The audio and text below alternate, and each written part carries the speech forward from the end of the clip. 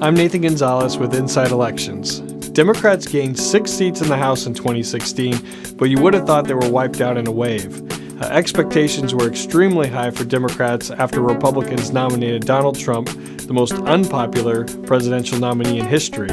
But in the end, Donald Trump overperformed, and that helped Republicans overperform in the House.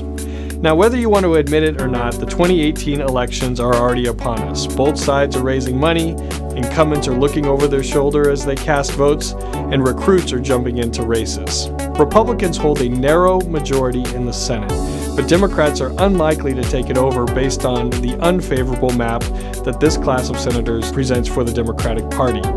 History is on the Democrat side in the House. The president's party has lost House seats in 18 of the last 20 midterm elections. And in those 18 elections, the average loss for the president's party is 33 seats. Now, on the other side, redistricting seems to favor Republicans.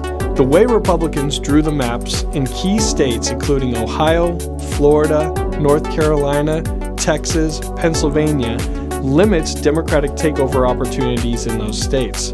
There's a word of caution for Republicans that those maps were drawn to withstand storms and not political tsunamis.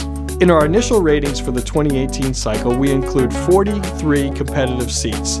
That includes 28 seats held by Republicans and 15 seats held by Democrats. Now, Democrats need a net gain of 24 to get to the majority, so that means the current playing field is probably too small for Democrats to win. They need to win almost all of the competitive races to gain the seats necessary. But there's still time for this election cycle to develop.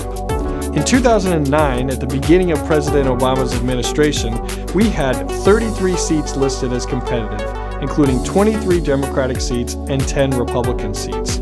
As the political tide turned against President Obama and the Democratic Party, the playing field of House races ballooned to over 100 seats, including 98 seats held by Democrats and just 9 seats held by Republicans.